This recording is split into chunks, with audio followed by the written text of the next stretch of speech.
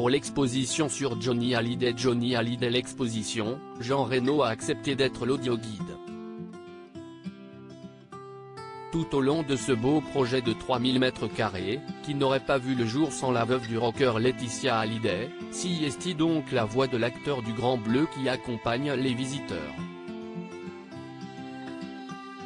Ce mardi 3 janvier, Jean Reno a accepté de se livrer dans les colonnes du Parisien, l'occasion notamment pour lui d'évoquer ce projet et la douleur de la disparition de Johnny encore très vive.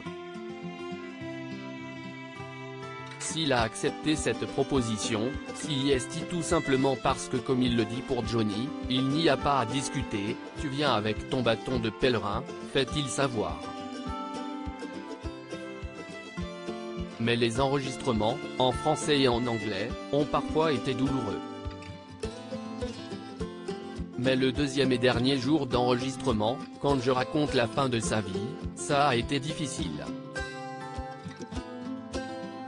Il y avait beaucoup de souvenirs. Son putain de cercueil. Comment imaginer que tout va s'arrêter, surtout lui. Tout le monde voulait y croire, CIST quand même fou, livre Jean Reno, non sans émotion. Déjà lors de ses funérailles à la Madeleine, l'acteur des Visiteurs avait lu l'escargot de Jacques Prévert, à la demande de Jade, la fille aînée de Johnny et Laetitia. Jade m'a demandé de le lire, confie-t-il à nos confrères.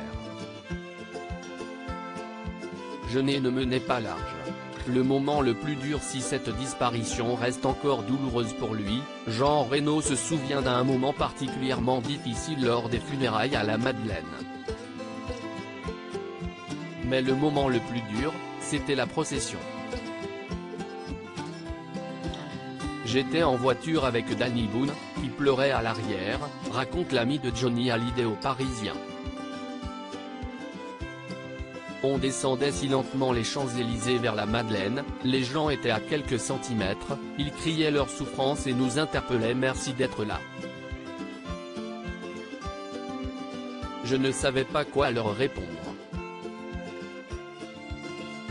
Puis, par la suite, celui qui partage sa vie avec sa femme Sophia est allé à Saint-Barth pour l'enterrement du taulier, sur son île de cœur. J'étais allé chez lui à Saint-Barth avant, mais pas très souvent. On y restait ensemble à regarder la mer et ensuite on allait se les geler dans sa salle de cinéma à -15 degrés Celsius, se remémore le comédien.